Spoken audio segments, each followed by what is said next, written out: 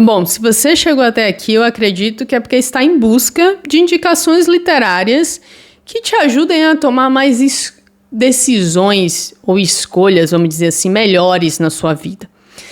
Eu sou Stephanie Santos, a sua curadora literária favorita, e o vídeo de hoje a gente vai fechar uma série de vídeos de fevereiro. Então eu indico até, se esse é o primeiro vídeo que você está assistindo nesse mês, esse vídeo no meu canal, dá uma consultada nos vídeos anteriores para pegar alguns ganchos do que eu falei, mas foi um mês dedicado a falar sobre como fazer escolhas melhores, como discernir entre o que é vital e o que é trivial, como dizer não de forma assertiva e coerente com o que você quer. E o vídeo de hoje, ele é muito mais um compilado ali de dicas de outros livros, para além do que foi a referência central de fevereiro, que também dialogam com a gente sobre escolhas, sobre como a gente escolhe e também como a gente lida com as consequências das escolhas que nós fizemos, tá? E aí, pegando o gancho, como eu falei, o livro... Opa, quase eu derrubo a luz aqui. O livro que foi referência para fevereiro foi Essencialismo, a disciplina Busca por Menos, tá? E os livros que eu vou indicar hoje são 3, tá? A Lanterna das Memórias Perdidas, Vida Líquida e O Poder do Hábito. Eu vou começar pelo Poder do Hábito. Esse livro aqui, ó, aqui no Brasil é publicado pela editora Objetiva. É um livro que é longuinho, tá? E é um livro, acho que com mais de 300 páginas, isso, são quase 400 páginas. Mas é um livro muito bom para você entender o que impulsiona as suas escolhas. O Poder do Hábito vai falar pra gente sobre hábito. Só que hábito, ele é padrão comportamental. E o padrão comportamental, ele é moldado por escolhas que nós fizemos e mantivemos corriqueiramente com uma frequência que transformou essas escolhas em hábitos comportamentais, né, em padrões. E o legal desse livro é que ele vai falar sobre como que a gente constrói esses hábitos, né? Como é que essa ideia de livre-arbítrio nem sempre funciona, porque a gente tem esse padrão quase de software rodando, onde a gente acorda e faz as coisas do mesmo jeito um dia após o outro, quase no modo automático, porque a nossa mente, ela sempre vai buscar por menor esforço para fazer o que precisa ser feito. E quando a gente fala em escolha, e isso eu citei no vídeo da semana passada, a gente precisa ter tempo para avaliar fatos, dados, para racionalizar. E racionalizar exige um certo esforço que a nossa mente não quer ter. No exemplo que eu trouxe no vídeo anterior, eu até falei sobre essa questão de eu precisei sair da euforia, do emocional, que eu gerei, que eu senti através da situação que eu precisava fazer escolha, e ir para a avaliação de outras informações que me dariam insumos para aí sim escolher com consciência. E por que essa questão do hábito ela é tão importante? A gente às vezes acha que diz sim para todo mundo porque a gente gosta de dizer sim.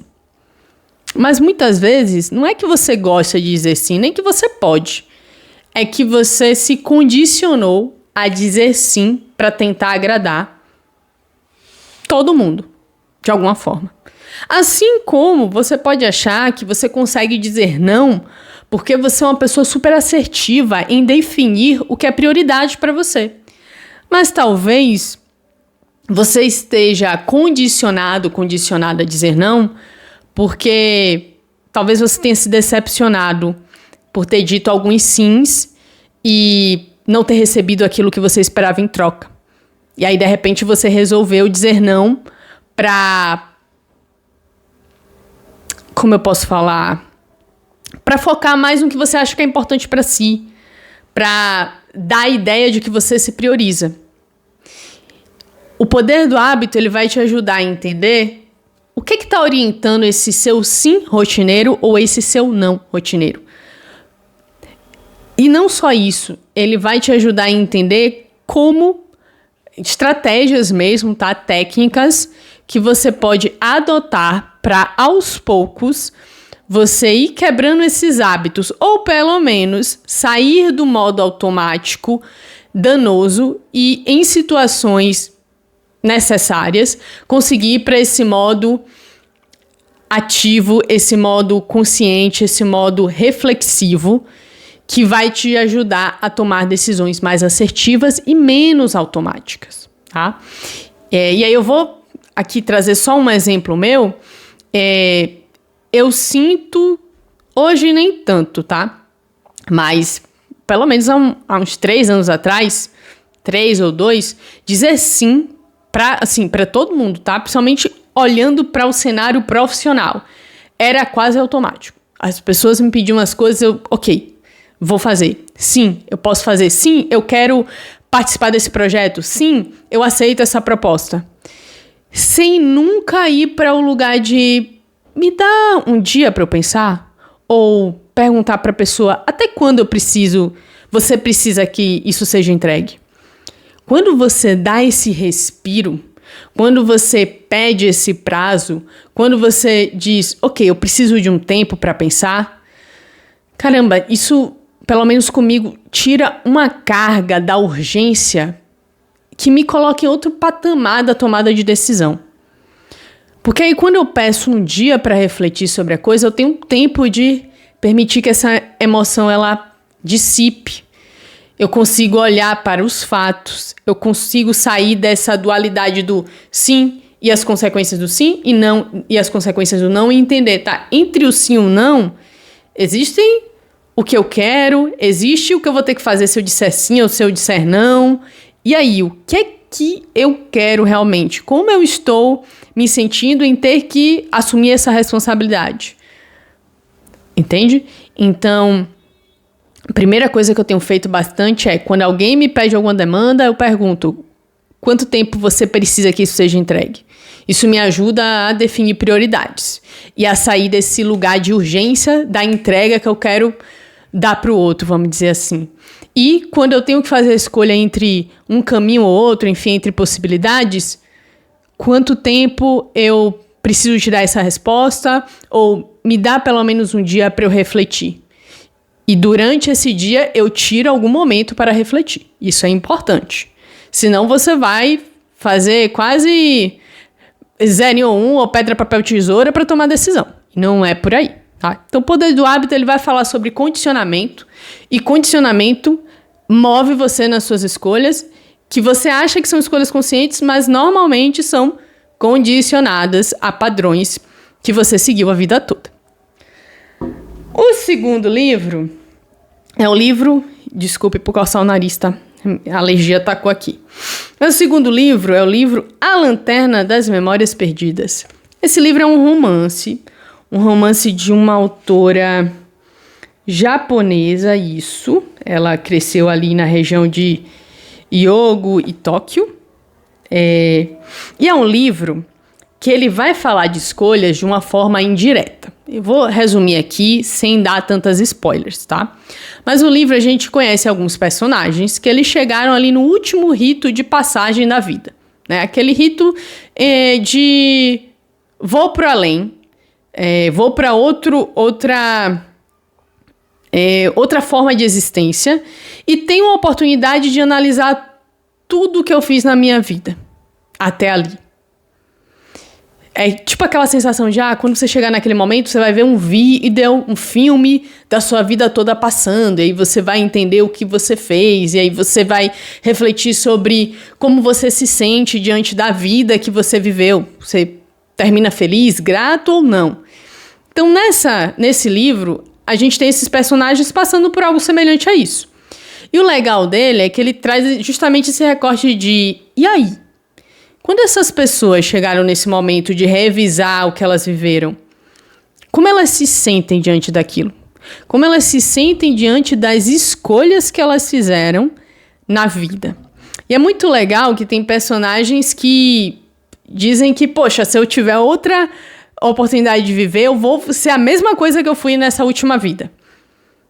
sabe? Porque se orgulharam tanto do que fizeram que elas querem voltar e elas querem voltar continuando aquela construção, aqueles caminhos que ela tinha escolhido.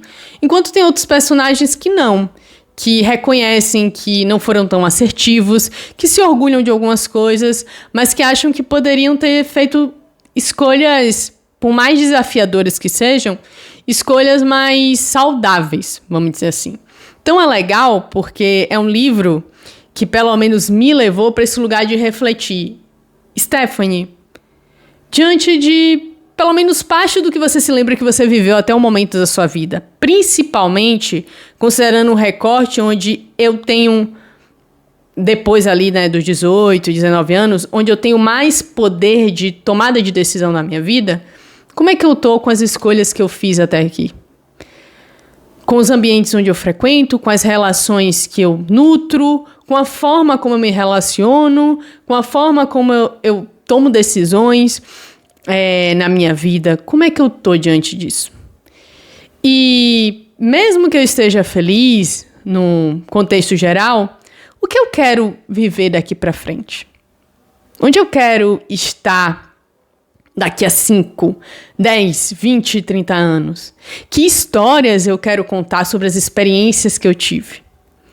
Então é um livro que é um romance curtinho, que de forma muito poética e sutil, ele tem esse poder de conduzir você para esse lugar reflexivo sobre suas escolhas, suas motivações. E eu acho muito importante esses livros que têm esse poder, mesmo sendo romance, de levar a gente para esse ambiente de reflexão sobre o nosso cotidiano. E normalmente são livros que fazem isso sem escancarar para você que eles vão fazer isso. E é muito legal porque eles não sei como é para vocês, mas quando eu leio O Poder do Hábito, eu sento para ler pensando que é um estudioso que fez uma grande pesquisa e a minha mentalidade é mais racional para aquela leitura. Mas quando eu pego um livro como A Lanterna das Memórias Perdidas, eu vou muito mais aberta a desfrutar da leitura. E como eu tô aberta a esse sentimento, essa conexão dos personagens, é muito mais fácil eu ser tocada por essas emoções que surgem ao longo da leitura. E normalmente me levam para lugares reflexivos, não só a nível mental, mas a nível de entrar em contato com o meu emocional, com o que pulsa no meu coração. Que eu acredito que é essencial para a gente saber o que é essencial para a nossa vida.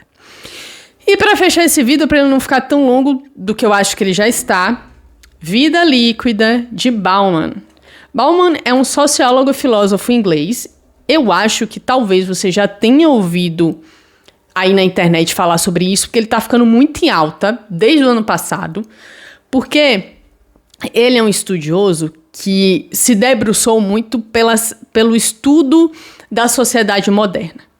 E aí, ele tem vários livros, acho que são mais de 10 livros, publicados pelo selo Zahar, da editora Companhia das Letras.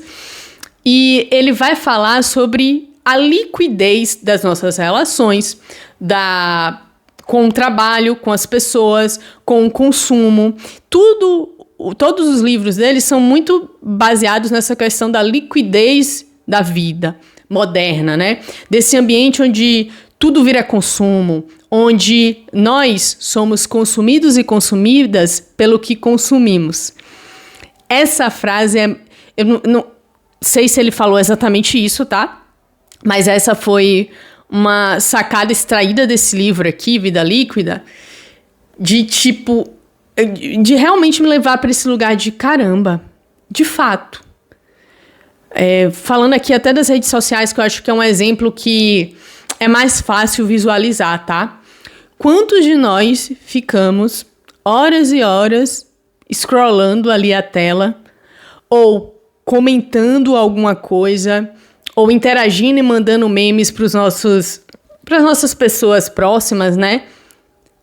E vivendo dentro da tela, sendo que a tela era para ser uma ferramenta para algo, e não um aparelho ou um software que te faz abdicar de experiências presenciais e de trocas reais com os outros para ficar centrado nisso. E aí eu fui para esse lugar de reflexão de quantas horas eu passo scrollando uma tela, sabe? Hoje é bem menos, até porque eu uso hoje bastante rede social para produção de conteúdo. Minha rede social pessoal praticamente, eu às vezes não olho nem no mês, passo um mês sem olhar para ela, tá? Mas eu fui para esse lugar de fato, nós, e eu me incluo, estamos sendo consumidos por aquilo que a gente acha que consome. E eu acho que poucos de nós estamos conseguindo sair desse status de consumidos, tá? Porque eu percebo, até pelas interações, pelo tanto de conteúdo que já se fala sobre o uso e como as redes sociais, né, e vários outros softwares afetam a nossa saúde mental e emocional, mas eu acho que a gente está, de certa forma, bem informados, né? A gente sabe que faz mal, a gente sabe que deveria ter menos tempo de tela e ir pro parque, praticar um esporte, fazer um exercício físico, sair com os amigos, buscar vivência, experiência com o pé no chão, sabe? Sair por aí. Mas existe um gap entre sei que preciso fazer e faço. E esse movimento, se você lê ou já leu O Poder do Hábito, você vai perceber que é difícil caminhar dessa ponta para essa. É trabalhoso, porque não só a dopamina, né, mas para pensar, é uma coisa que eu percebi. Quão automático é para você deslizar a mão em direção ao seu aparelho? Em qualquer ambiente que você estiver. Em uma mesa de bar com os amigos, numa festa de aniversário, durante uma reunião de trabalho. Quão fácil, automático, que você nem pensa em fazer o movimento. Quando a gente não pensa em fazer algo e a gente faz, é automatismo. O Poder do Hábito, o livro O Poder do Hábito vai falar isso. A gente está tão automatizado a buscar o celular assim que acorda e aí já vai pro feed do Instagram ou TikTok, ou sei lá o que você usa, e scrolla e recebe um bando de dopamina assim que acorda, que é difícil a gente sair desse lugar de vou pegar o celular e ir pro lugar de vou levantar da cama, vou me espreguiçar, vou beber um copo de água, vou tomar um banho, vou tomar um café, de repente vou para a academia me exercitar. E aí, antes de ir para a academia, ok, eu agora abro o aparelho, dou uma checada ali no que tem e vou viver a minha vida. A gente está num modo muito automático e operandi. E mesmo, mais uma vez, mesmo bem informados e informadas, mesmo conscientes do quão danoso é, porque as coisas estão aí, o tempo todo sai notícia sobre isso, o movimento de largar esse automatismo e vir para esse uso consciente é difícil. Porque o modo automático, ele é mais fácil de fazer. Ele já está rodando ali no padrão. Nosso cérebro já está no modo econômico de energia ao fazer isso.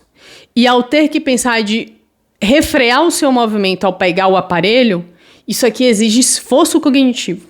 A gente nem percebe, mas existe um esforço cognitivo de na hora que você perceber que a mão vai escorregar para o aparelho, você reter ela e fazer outra coisa. E o nosso cérebro, ele não gosta de ter esforço. Ele quer o fácil. Ele quer a facilidade, a normalidade, o automatismo, o padrão. Então, esses 3 livros aqui, Vida Líquida, A Lanterna das Memórias Perdidas, O Poder do Hábito, ele vai te levar para esse lugar de entender mais como são seus padrões de tomada de decisão, aquilo que é consciente é inconsciente, como padrões individuais formam um padrão coletivo que leva a gente a uma vida moderna, como diz Bauman, líquida, onde a gente o tempo todo sente que não pertence a lugar nenhum, mesmo estando hiperconectados e presentes em vários lugares, rompendo barreiras geográficas. A gente está hiperconectado, mas ainda assim a gente se sente deslocado, perdidos e perdidas, não pertencentes à sociedade que a gente pertence. Sei que não é todo mundo que se sente assim, mas tem muita gente se sentindo assim. E o que eu posso dizer para você é: isso pode passar, isso dá trabalho, como eu falei, é um movimento muito cognitivo, de escolha consciente. Mas eu sou capaz de fazer isso, você é capaz de fazer isso, e a gente fazendo isso enquanto indivíduos, se tem uma coisa que eu aprendi na vida é que o exemplo, ele motiva, mais do que você dizer o que a pessoa tem que fazer. Então, quando você faz, as pessoas observam o seu jeito de ser. E às vezes elas podem despertar para fazer alguns movimentos interessantes na própria vida, só por ver você sendo de uma forma meio que diferente, até mais saudável, tá? A gente inspira muitos outros através das nossas escolhas. Mesmo quando as pessoas não avisam, não dizem pra gente que nós somos a fonte de inspiração delas. Então, minha dica e seja através desses livros, ou através de vídeos que tem por aí, ou através da sua própria reflexão e de contato com outras pessoas, outras fontes de conhecimento, aprenda a fazer escolhas melhores para a tua vida. Quando a gente faz genuinamente escolhas melhores para a nossa vida, mais saudável, a gente impacta o nosso ecossistema. A comunidade que a gente faz parte, o nosso núcleo familiar, o nosso núcleo de amizade, a gente impacta essas pessoas. E eu acredito muito nesse poder dos micro-impactos, que no final ali do ano, da vida, se tornam muito maiores, feitos com consistência. Obrigada por assistir esse vídeo até aqui. Eu espero, de alguma forma, ter me feito o mais nítida e compreensível possível. Espero que você fique por aqui, deixe o seu like nesse vídeo, se inscreva nesse canal e a gente se vê em breve, em março, falando sobre aprendizagem.